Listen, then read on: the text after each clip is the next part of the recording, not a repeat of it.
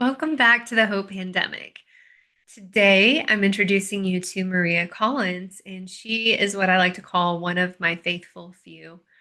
Um, we're going to be talking about surrendering control today for God's greater plan. I've been visiting with a lot of people recently who have been in this, I'm going to call it the extended cut version of preparation. And Maria kind of goes into that a little bit today. You're going to hear about her story, her family, about her passion for coaching and leading women. And I believe that God has something that He wants to speak to you today. So I can't wait for you to meet her. Today, we're going to talk about a lot of things. You're going to get to hear more about my church, and you're going to get to hear just how God woos us into more. So I can't wait for you to hear. Maria, thank you so much for being here. Y'all don't know Maria like I do, but I absolutely love her. So, Maria, I want to give you space to kind of just share with the audience who you are, what you do when you are not coaching women and leading in church. Well, I am a wife. I have been married a little bit over 11 years now. And I also a mom. I have two amazing children, Zoe, who is 9, and Noah, who is 6.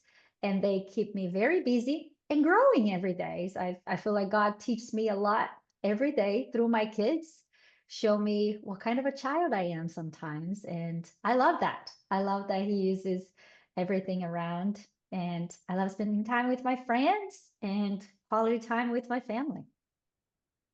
Yeah, you guys, I think one of your core values is fun, right? Relationship. Relationships. I Yes. know you make a lot of effort to spend time with your family and go out and do fun activities. So I love that you guys have built that into who you're becoming, even as a family Mhm. in the kingdom.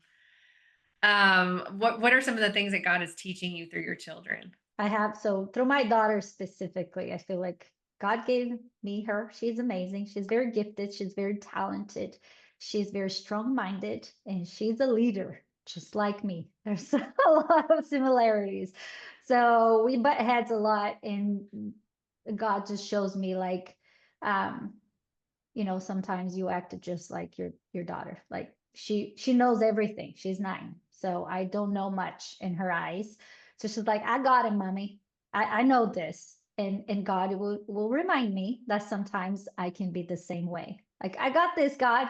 Let me just take care of it here. And it's like, well, let's just, and it's great that I will then like, uh, forgive me, Lord, just change my heart and help me to listen, obey, and trust you and surrender what needs to be surrendered every day. Yes, it is a daily surrender, that's for sure. I know I had when I was pregnant with my son, a lady came into the spa where I worked and she was prophetic and she said that the Lord was going to teach me a lot of things through my son. And she was so right. And but it's just for me personally, it was just about the overwhelming love of God Mhm. for us. So you guys don't know this, but Maria and I go way back, and we were both, I call it connecting the God dots. We go to the same church, Elevate Life Church in Frisco, Texas. Woo woo! And so it was actually, was it 2020, Maria, where we didn't meet in 2020. We met in kids ministry in 2021, but we were both at the same place at the same time. Mhm. Yes. Yeah. And it was, yeah, after COVID, because that's when I start serving in the kids ministry at our church. I signed up before, but then all the chaos. And I remember coming back, and um, you were one of the leaders in the class that I was going to serve with. And you taught me a lot and how to do things and how, but we connected very well since the beginning. That was a Yeah, very it's big so connection. Maria and I were in at the same conference where this certain speaker got up. So there's a women's group at our church called She. And that year, our pastor had invited Terry Savelle Foy up to talk about vision boards. But really, this was like right after everything started to open back up from COVID. What she really leaned into was talking about gratitude. And Maria, you and I didn't know it at the same time at that time, but with us being in the same room and then connecting later on in kids ministry, we started having this conversation about what God was walking us through. And then we both served, I think, in vacation Bible school. And Hmm. you were going to become a certified life coach the same time the Lord called me back to go to grad school. Yeah. And we were disconnected for a while until that Bible, the VBS on the summer when we reconnected. It's like, hey, what's happening? And you were sharing your story and I was sharing mine. I was like, wow, a lot has been changing for both of us.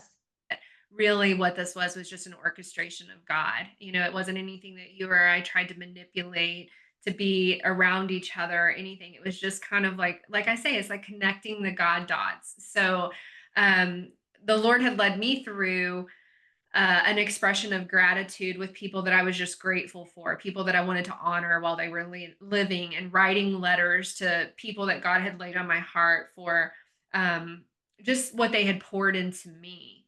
And then I know that you Mhm. had a lot of really in depth healing that kind of came from being at that conference too. Can you talk about that a little bit? Yes. So when the conference happened, I was going through my own growth healing process with the Lord. And it was a transition in my life. We lived in California, and my husband is was born and raised in Texas. We met in California. I was born and raised in Brazil. So God brought us together in California in a miracle itself. And we were there and we had our first daughter. She was about a year and a half, almost 2 years. And we start praying for growing your family, for an opportunity for me to stay home, and a lot of things that we would like to happen for our family. A bigger house, a bigger place, many things.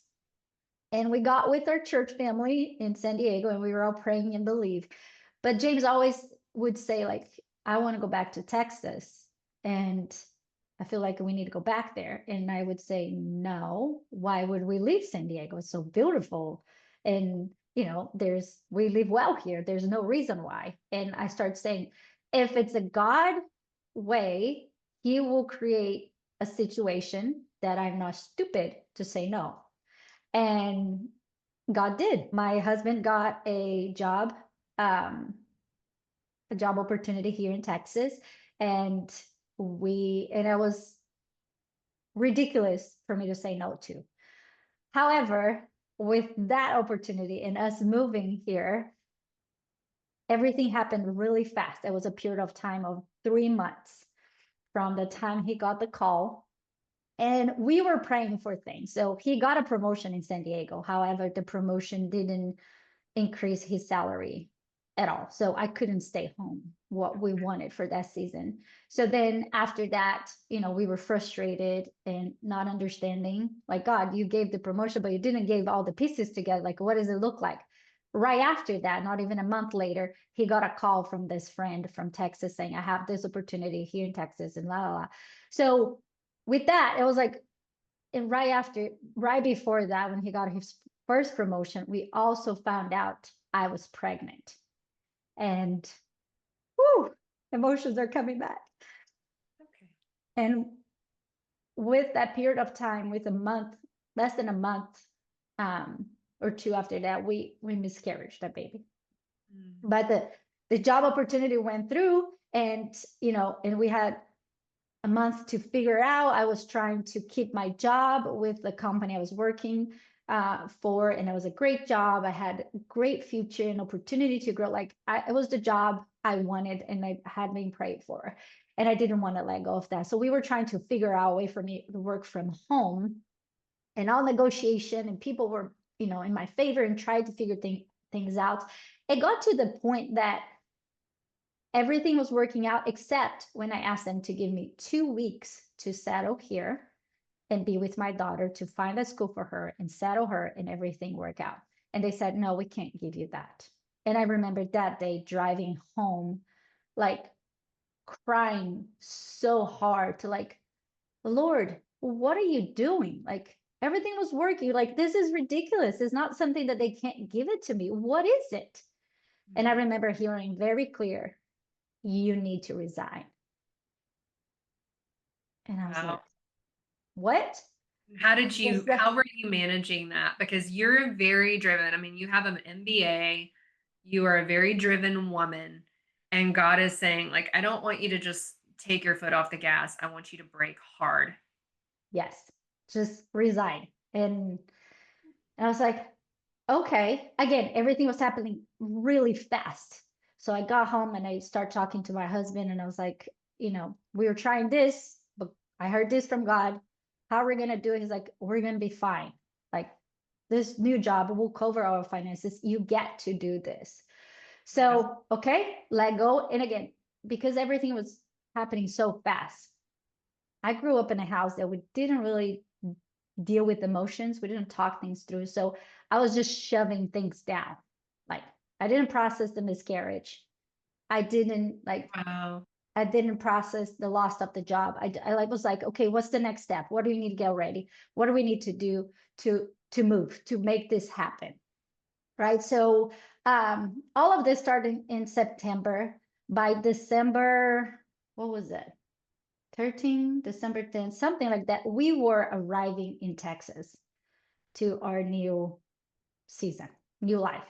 And it was winter and everything was frozen. It was a very hard winter. And me from Brazil, from California, I was like, what did you do to me? God was blessing us, but because all of the emotions and the things I shove it down, Mm. the things start bubbling up and coming out. And it was coming out in a very ugly way because I was blaming my husband.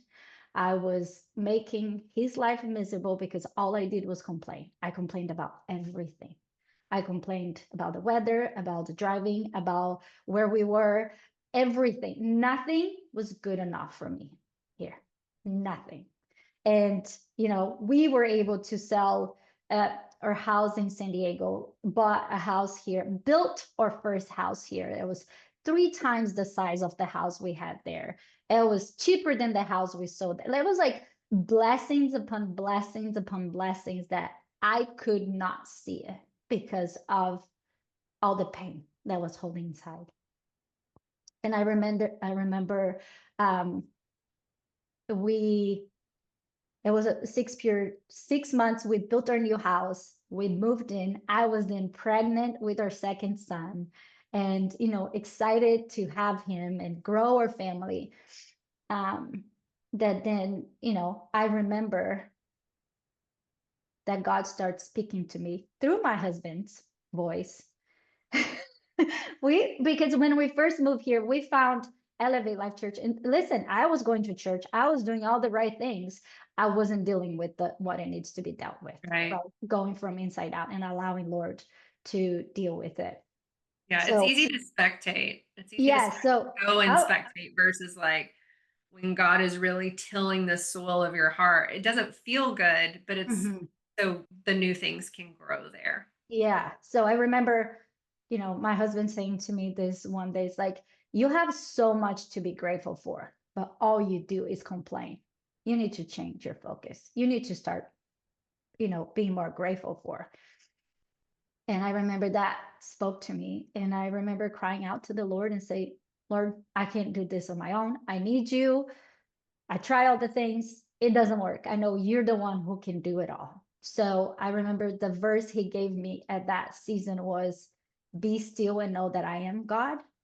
And Mm. it was literally be still and be in the home, you know, do what I needed to do right now. Because, we were pregnant with our second son. And I remember when I had my first daughter, I had this, I didn't enjoy her being born in the first months because I was always like, I want to go back to work. I want to go do more. I want to go do all this other things and didn't really focus and enjoy that moment, which is crazy and exciting and horrific and all the things with beginning of motherhood. I did not get to enjoy. I was always stressed out, but again, going, what's next, and that moment God was like, no, you need to sit still and you're gonna have to allow me to work through you.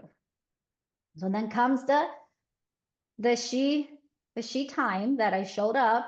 I remember, I don't know if I had friends with me or if I was by myself, but I remember being there. I don't remember friends with me. And I remember Terry Savoy speaking. And then when she said, I want to challenge you on a 30-day gratitude process. And I was like, I felt like the Lord said, this is for you. You need to do it. So I was like, okay. And I left that and, came home. And again, at that point, then I had Noah. He was a baby. It was like, no sleeping, like crazy schedule and not much of, routine and things because of a baby. And, and I remember like waking up and getting into my journal. And it's like, what is it to be grateful for? Like, what's even there? And then, God was like, look around, find it. There's simple things. It doesn't have to be big, it doesn't have to be extravagant. It just need to find the gratitude in the little things. And I was like, okay.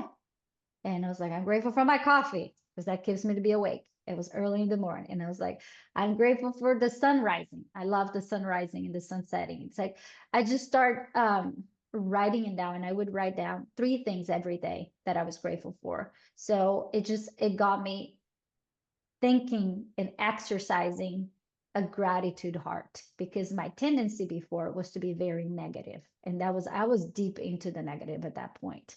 And just like little by little finding little things that, like, yeah, I'm grateful for water, I'm grateful that I have food, I'm grateful I have a warm bed, I'm like, just little things that we take for granted in our regular lives because we're very blessed. But if you really Absolutely. think about, there's people out there that don't have food. They don't know what they're going to have for dinner today, right? And we take all of that for granted. So it was a process of learning all of that little by little and allowing God to speak and trust and obey. Because I was the doer, right? Where you asked like how hard that was. It was super hard. I start, staying home. I start feeling I would never gonna be able to go back to the marketplace. Those are the lies that will start playing in my head. Like, who are you? Now you're gonna lose all your knowledge. You're out of the market. Nobody's gonna hire you. Nobody will want you anymore because this is you now for the rest of your life. And I remember like feeling horrible about that. That's so funny. I mean, we're sitting here and we're going back and we're replaying. I was remembering when you were saying this that James was actually the first one to serve in kids, and I met him and he brought you. So I had trained James before I ever met you, and True. then you came, and I remember chatting with James, just about, and he told me very, very, very surface level stuff about your move, and then meeting you, and then God working on both of us in the same room without us knowing one another. But you've come a long way, I just have to say. So and I mean, I say that because I've just been so privileged to watch your transformation, and I'm sure you would probably say the same thing about me. But it's so funny, like, here God told you something about your child, about Zoe, and he told me something about Andrew.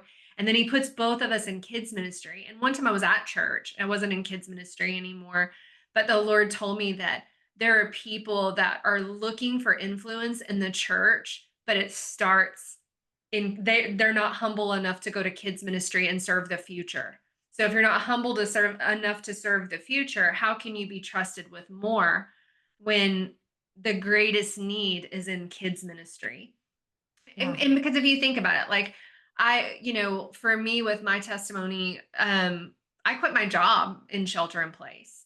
And so, we talk about time, talent, and treasure. I was like, well, Lord, my treasure's gone, but I have time and I have talent.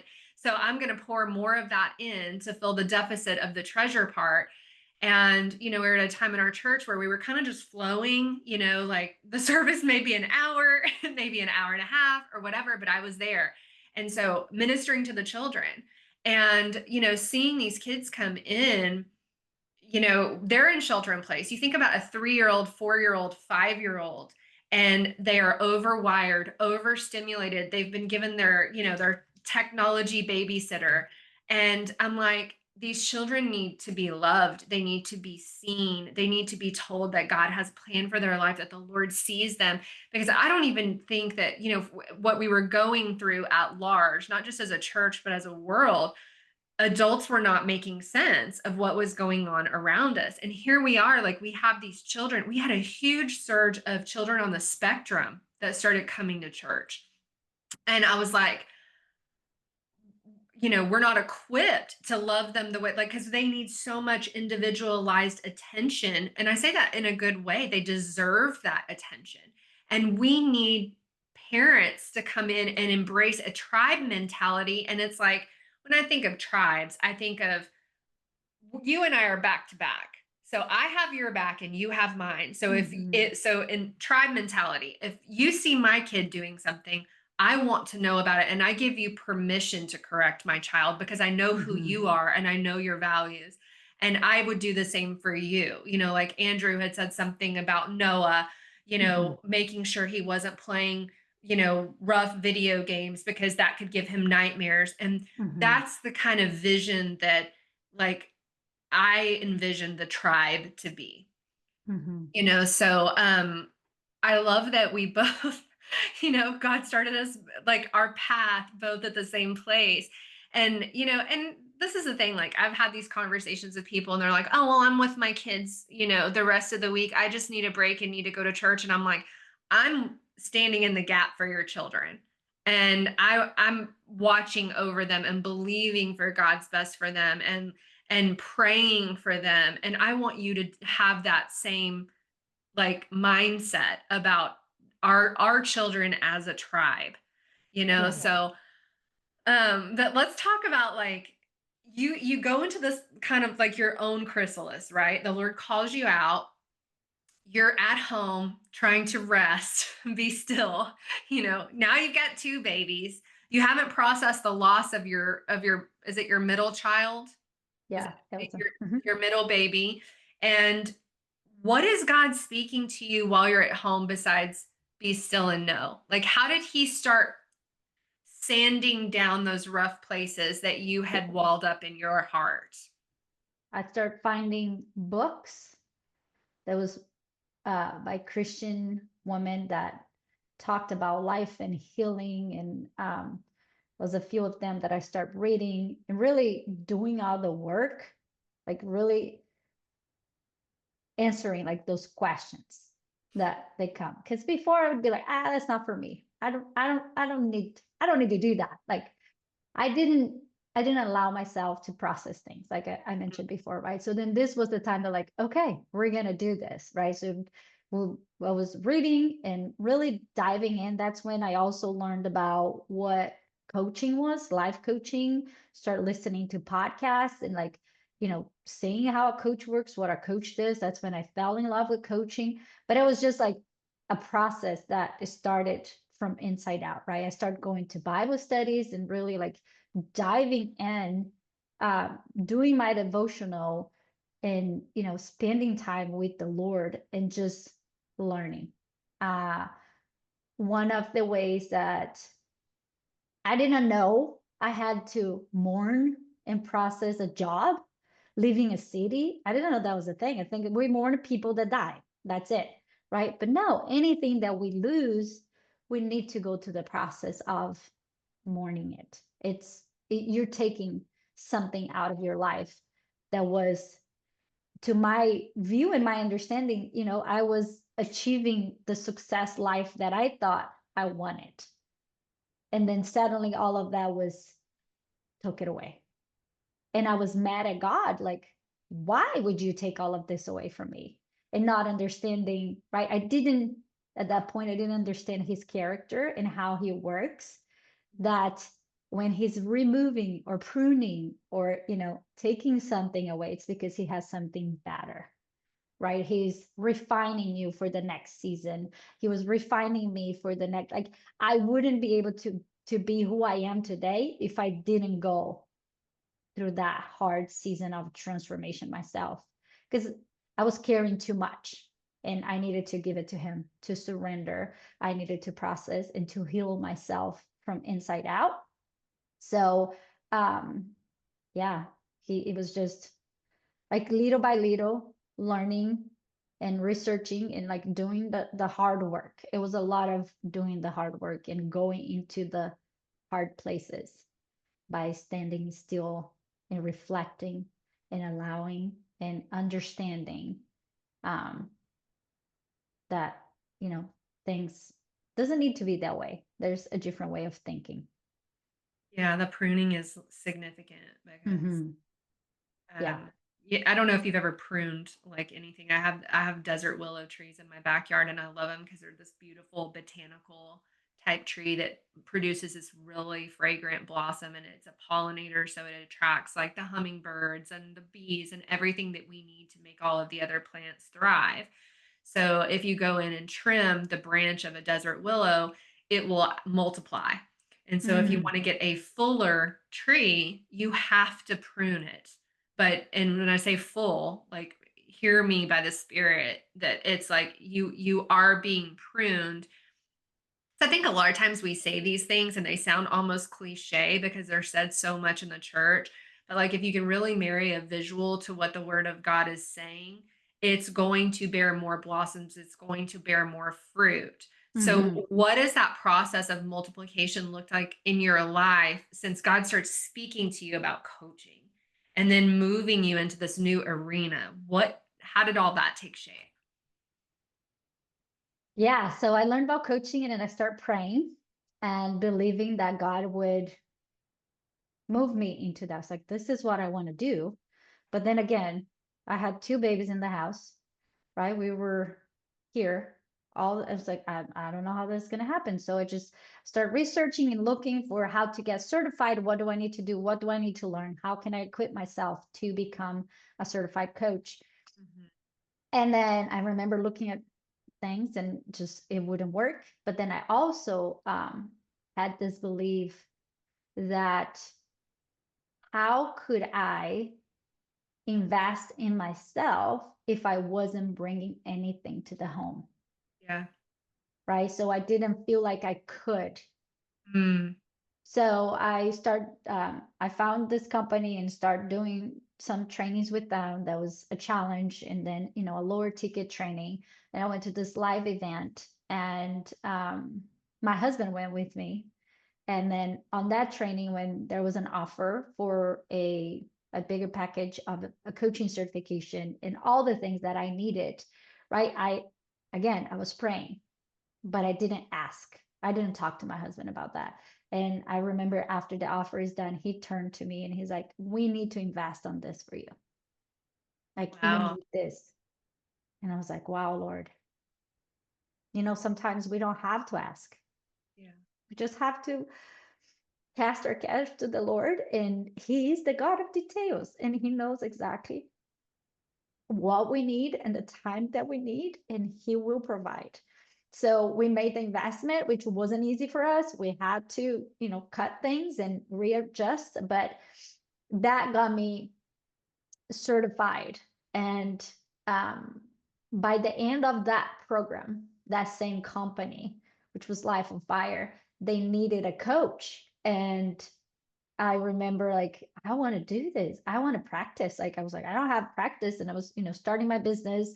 I was like, I want sign in, I'll be your coach. And I became their coach and I have coached with them for 4 years after that and did other works with them. And, it was just from the transition from one career to another, like looking back in the times that was like, I can't be used anymore.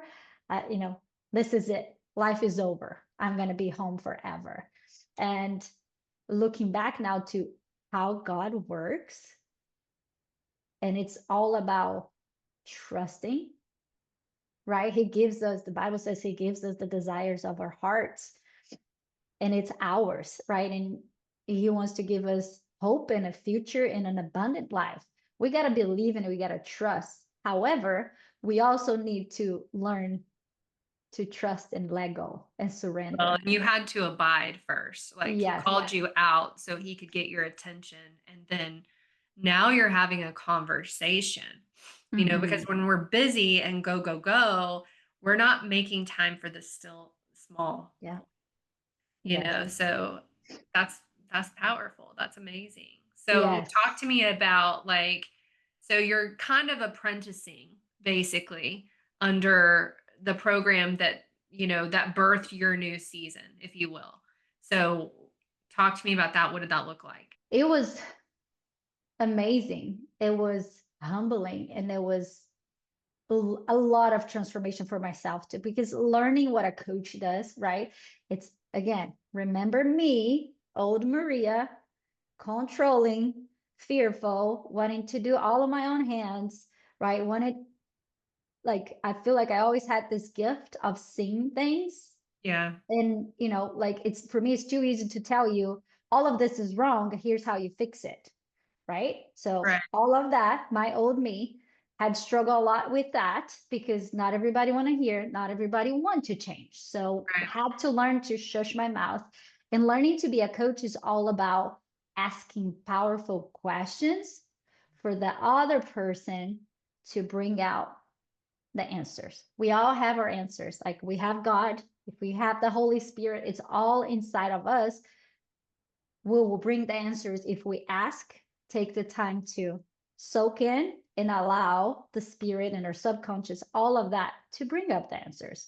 Right. So that's me learning how to, oh, that's what I do. I sit here and I ask questions, and people will figure out how does that work. No, let me just tell them what to do. So it was a big process of learning, and then having my first coach myself, like asking those hard questions, and me having to face some things, some fears, and overcome all of that is just like, okay. I remember my very first coaching call, with that was the earlier program that I have done with them. And the coach was like, hey, what do you want to do? It was like, let's build your program or something like that. And he's like, what do you want to do? And I said, I want to become a speaker. And he's like, okay, I have a challenge for you then. It's like, what is it? It's like, I want you to go live on Facebook for 30 days. And I was like, wait, what? It's like, yeah, you want to I speak. remember this. Do you do you have any experience? And I was like, no. He's like, okay, let me challenge you then. And I was like, what? It's like, no, you just press the live button and just do it for 30 days. And I was like, okay, I'll do it. Not knowing how hard that would be. And I did it for the 30 days, and it was a great experience, right? So it's like having a coach, it's so amazing to, like, we have blind spots, right? So the coach is like, Yeah. okay, you really want this. You're saying you want this. What are you doing to get this? Right. So Right. there was a lot of throughout the program too. I wrote my book, right? I wrote and self-published my own book, which my coach had to help me through it, like all the fears and insecurities and how God spoke to me in that process. I'm I'm Brazilian. I learned Portuguese. I barely write well in Portuguese. I was like, God, how do you think I'm gonna write a book in English? Like this makes no sense to me. Like none. I know, but there's so much wisdom from other countries. Like my Mhm. dad was born in Iran, and um, a lot of people, obviously people have an opinion about Middle Easterners, and we had to overcome that, my entire childhood. But there's so much wisdom, and I always love when I get to meet someone from another country because it gives, like we always tell our son that everyone is multifaceted, and somebody else can have a completely different perspective. And I think Mhm. when you talk about coaching and that you're asking questions, I've been in, in certain coaching programs where there's a lot of talking, but I think the beauty, like the real, like I would say like the calibration of that would be the perfect blend of asking questions and also teaching, and giving people, because we don't think anymore. We're too busy consuming to like have an original thought. And so, it's like, turning a light bulb on for someone that maybe they never even, like you said, like by asking the question, the Holy Spirit will identify the blind spot. So y'all don't know this, that she published this book, and then we were co-leading together in Freedom, and we were at dinner. I gotta call you out on this. We were at dinner, and we're sitting with our Freedom leader, and she's like, And I'm like, did you know Maria published a book? And I'm like, I feel like I'm your PR person because I'm telling everybody that you did it because I was so proud of you. And I could tell you were like, yeah. So Yeah.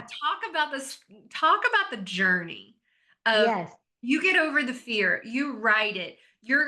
God is like having you slay these limiting beliefs, right? And Yes. you do this thing, and then you make it a bestseller on Amazon, and then you have to start telling people what you did. Talk about that. Yeah. So it goes back to when God told me, you got to write a book. And I was like, no. Yeah. So then I was reading my Bible and I was into the Moses story. And then I remember when I read when God called Moses, right? He's like, I can't speak. God's like, I got your brother. So go do what I'm telling you. I'll bring the resources you need. Right. Just listen and obey, right? So I remember him telling me exactly like you will, and I remember this was a beginning of the year. And he's like, you would just sit down and write the book. I gave you your husband. My husband is amazing writer. And he's like, I gave your husband, he'll make your book pretty. You just need to sit down and write what I need you to write. I Yeah. was like, okay. And then a month or two after that, Life on Fire came out with the best-selling On Fire program, which was helping people write books and self-publish. And Mhm. because I was working with them, they gave me that program. So that was God, like, here's the tools you need. Now you got to do it. Right. So then working with my coach, I'm like, oh, I'm going to write the book, write the book. It's just like, really? You keep saying that, but you're not really prioritizing that. So what's going to change? And I remember when she said that, I was like, huh, okay. So let's make it happen. Right. So I remember I wrote the whole book in the summer. I remember my parents came to visit and stay with the kids. And for every day, for 3 hours, I would sit down and write, just write, just write, just write. And then like the insecurities, right? The beginning, Yeah. nobody knew I was writing a book. When I published the book, a lot of people were like, what? Where? How this happened? Like, for months I worked on that and did things, but I didn't share, right? That insecurity, that fear. So then publish, gotta share, gotta talk about, gotta do the things that God is calling you to do. And like it's a constantly overcoming of insecurity, and by doing right you get more confident about it. So there was a lot of that work too, that I love that my coach helped me doing that, and that also helped me become a strong coach for others as well, right, in that Yeah. process, growing and learning. And when you said something about perspective, right? That's what I love about coaching, is just like when we're telling ourselves a story, right? And then there's somebody that says, have you thought about this way? Have you ever thought about this way? Right? Just opening up your eyes and understanding of different perspectives that if you never Right. heard before, how would you know? Right. So it's just like, okay. So it has been an amazing growing process, right?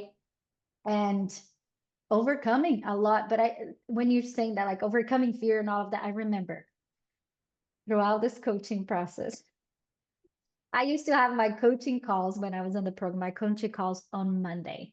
And I remember on like Sunday night, I would like want to throw up. It's like, oh Lord, this whole week I worked so hard to overcome all of this stuff. Now I'm gonna meet with her tomorrow. I'm gonna tell her what I did, and she's gonna challenge me to do even more. So it was like times I was like, ah, do I have strength? Is it any more? Like I have been doing like so much hard work, Yeah. pushing myself so hard to do things I was not comfortable. I didn't think I could. I didn't want to do it, but God was calling me to. So I had to be obedient. Good, Maria. Yeah. It's like when you're, so I used to run track, and this was back in the day. Okay. I don't run track.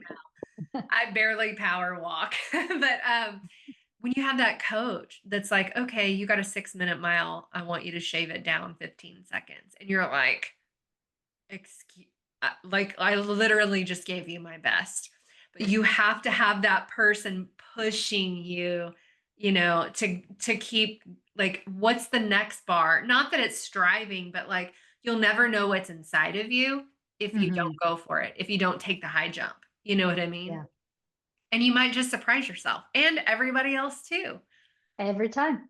Yeah. Yes, because So like, we're capable of doing a lot more than we think we do. And for me, it's been, a transformation of overcoming a lot of limiting beliefs, things that I still have them, I still work them through, and I just pray the Lord to help me to see them, open my eyes to see them, or point them out so I can overcome.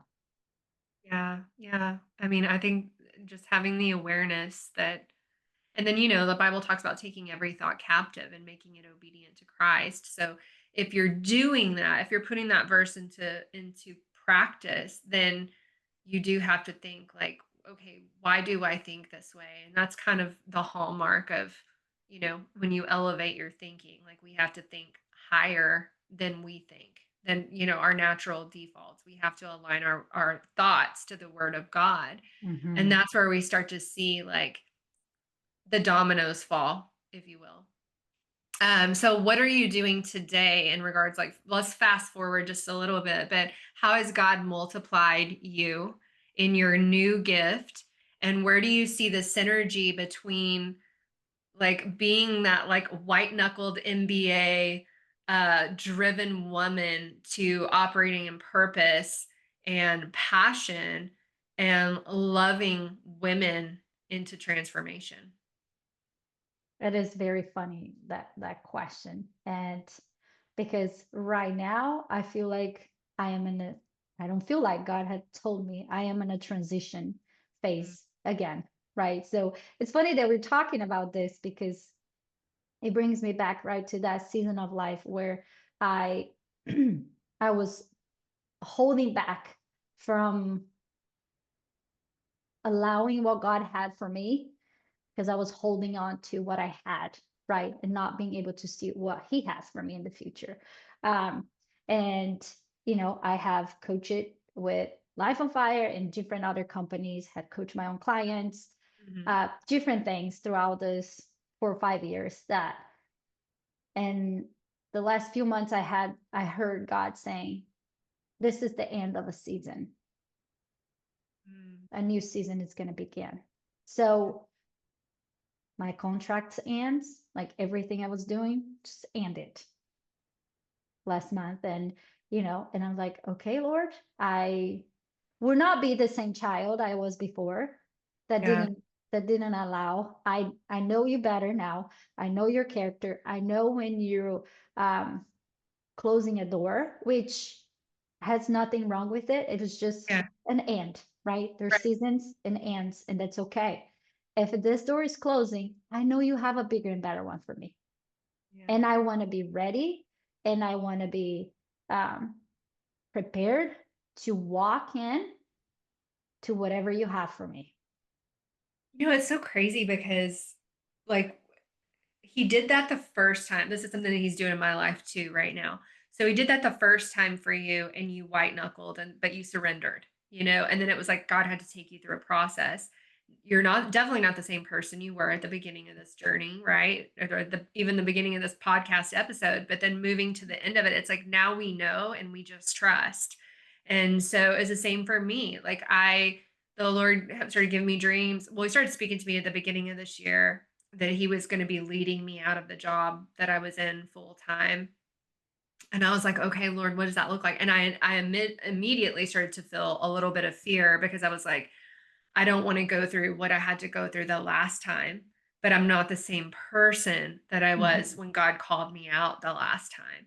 So I was mhm, like, okay, he said, you won't go in haste. I will go before you. I will be all around you. I'll be your rear guard. I was like, mhm, okay, I trust you. And so he'd given me some instructions at the beginning of the year that we were following, my husband and I, and just making preparations for certain things.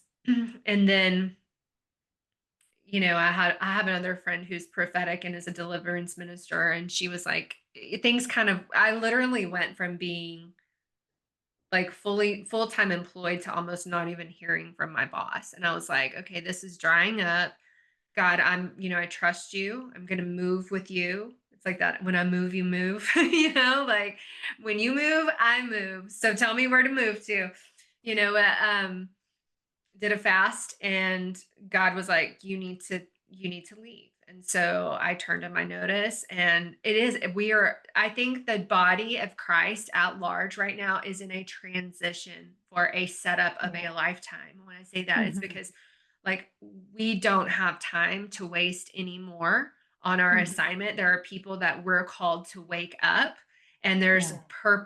when I say greater purpose for what he Hmm. has been preparing.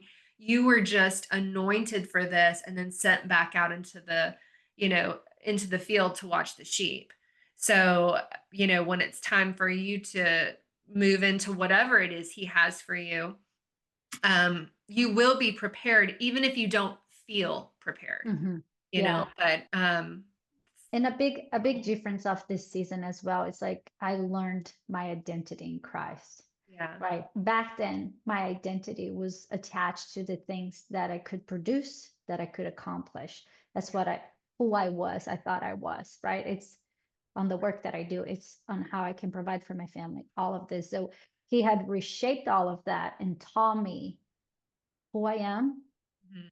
what my gifts are, and that I can impact lives on whatever room I enter, Yeah, absolutely. right? And that he's in control. And, so this season has been a lot of leaning into God, and he's speaking to me. I love Joyce Meyer, and I hear her a lot. And, I Yeah. heard her saying the other day, like, that God spoke to her, like, you're asking for a lot.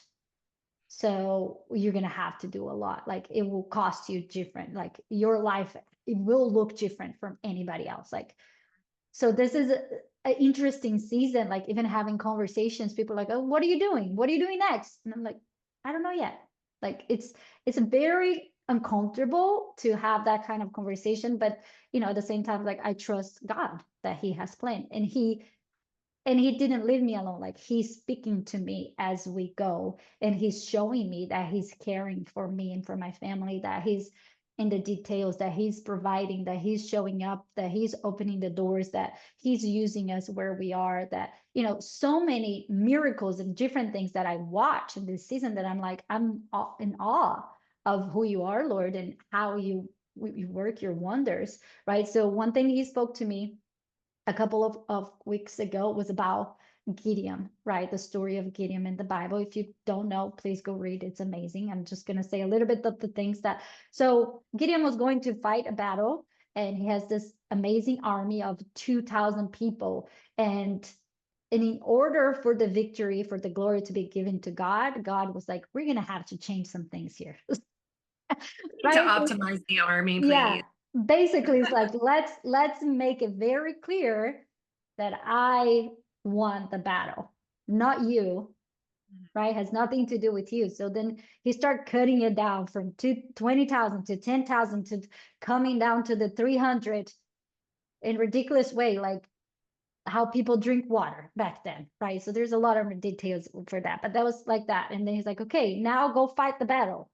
And I can imagine Gideon being like, are you kidding me? Like, what are we going to do with 300 people? And then God's like, now you go, and, you're going to make noises, you're going to break things, and just go do that. And they're like, that's not how we fight battles, right? That's like, I can imagine Gideon thinking, having conversations with the Lord like I do sometimes, like, that makes no sense. Are you sure you want me to do that? Like, it doesn't align. But if you're telling me to do it, I trust and obey. So I will do it. Right. And the end of the story is like they surrounded the city, they shout, they did their things, and they won. Right? Everything just, God made everything happen. And that was like, for them, all of them, the 300 and the other 20,000 that weren't even there, like, they could not have won if it wasn't God. Total only God. Yeah. And he's like, it's going to be the same for you, Maria. So it's not going to look like anybody else. You got to be okay with that. It's it's going to look ridiculous at sometimes, but just do it. Like, it's going to make no sense to the eyes of humans, but all I'm asking you is to do it. And I'm like, okay, Amen, Maria. Do what he tells you to do. yes. And Yes. 10 toes on my father's business. I know. It's so funny because this has nothing to do with this episode, but we have a little red Gideon Bible that ironically, um my mother called me one day and it's a miracle story, okay? So let me just preface by saying that. So she calls me. My mother has her master's degree in library science. And she was a direct when she's retired now, but this was like right about the time my husband and I were about to get married. And she calls me and she's like, Jessica, I found this little red Gideon Bible on the book truck for sale, here in the library at the university where I went to school. And she goes, um, this is a random question, but what street did Nathan live on when he was growing up? Nathan's my husband. And I'm like, oh, it was Reamer Avenue in San Marcos. And she goes, I have his Gideon Bible from when he was a little boy. And so it's a little red Gideon Bible. And you open it up and it says Nathan Gillum, da da da da da, the address, San Marcos, Texas. And we were just like, so we actually named our son is named Andrew Gideon for that Bible, but also because the Lord is with you, mighty warrior. And I sometimes, Yeah. I mean, it's funny because God was talking to me about Gideon this morning, but, he was threshing in the wine press. He was hiding. And Yes, God didn't come in and shame him. He didn't say anything. He said, "The Lord is with you, mighty warrior." that's right. So, I like forgot a lot about of times, that. we don't Yes, feel like a mighty warrior, but when God yes, looks at us, He's like, "I know you're hiding, but you're mighty. You're a warrior, and now I'm going to tell you to do something great, and I need you to work with me." So, yes. I forgot about that beginning, but that part also spoke to me. Like, I yeah, see you there. Like, but you are a warrior and I'm calling you out.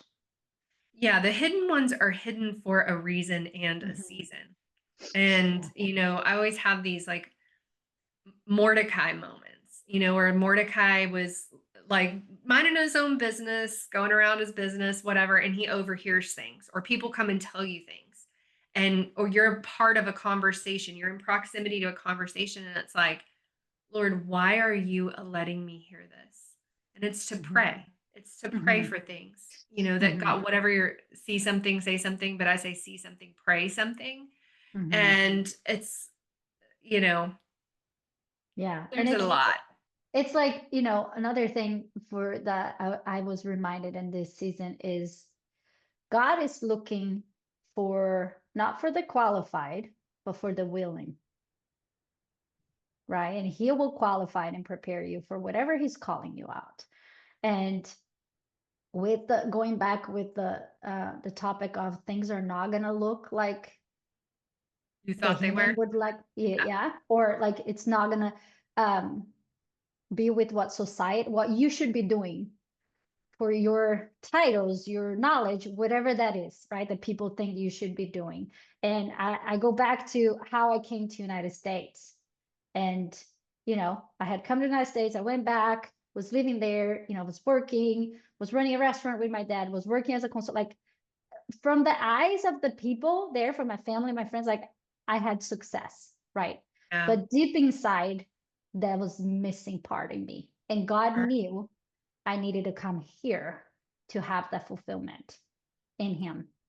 And I remember when I decided to come to the United States as an au pair, and I had to tell my parents, right? So that when I told them, they didn't like it.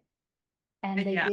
they didn't at first like win with it, like, yeah, it's gonna be great. No, what they said is like, what are you doing? You're like graduated, you have a career, you have a business, you have all these opportunities here. Are you going to leave all of this to go be a nanny for somebody else in a different country? Like, what are you doing? And, God was with me and gave me the wisdom and discernment to understand that that has nothing to do with me, but just like, again, it's not going to look like it should for the eyes of Right. us, the human, right? So then it didn't hurt me, but I kept like every time I thought about what I was doing, I had excitement, I had peace, I had this is the right way to do it. And again, God would speak to me and say, It's not about money, but it's about what I can do with you if you, right, if you go, Yeah. if you obey. So I didn't know where I am. If I wouldn't have done that, I wouldn't be here today. I wouldn't have met my husband. I wouldn't have had my kids. That life would look very different. Yeah. And I don't know if I would have God in the center of my life like I do now. And I'm just so happy that we got to meet and God put us together at church and that, I mean, we're still sharpening each other and encouraging each Yes. other. Yeah, it's funny. Thank you for coming on and sharing your story. And Yes. Thanks for having me. I will put in the show notes how to connect with Maria if you would like to get in touch with her about coaching. And Maria, I just would love for you to connect with the audience and help more people and multiply yourself throughout the earth. So you have an incredible message that women need to hear. It's like putting first things first. Hmm. And especially in, you can call it culture, or you can even call it church culture.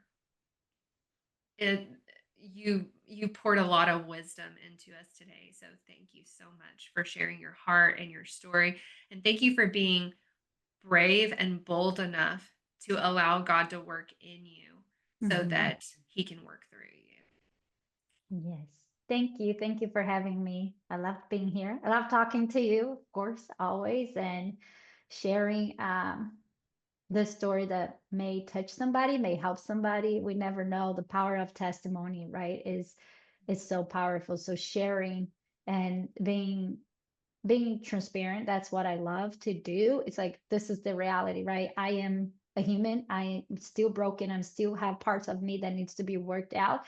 But again, if we're willing, right? If we're willing to share, for many times where I found like I was the only one in that season or going through those things, those are lies of the enemy, right? We need to come together as community, as friends, as sisters in Christ, to share, to pray together, to encourage each other, to help each other, to see from a different perspective, to call out gifts that we have that we might not see or believing right now, but our friends do, and they see, and they have that power to do it for us. So yes, yes, thank you for your braveness of, starting this podcast and all that God has been calling you to. I love you. Love you too. So I want to tell you thank you as always for tuning in today. Before we go, I want to leave you with something that Maria said to me, which is trust God's timing and don't rush the process. Even when life feels uncertain or slow, He is still working behind the scenes. So if you are in the middle of a hard season, a season of preparation, or a season of waiting, get in touch with Maria. And if you enjoyed this episode, please leave me a comment below. And I'd love to help others find this message of hope today. So share it with a friend. I love you. And until the next time, keep hope alive.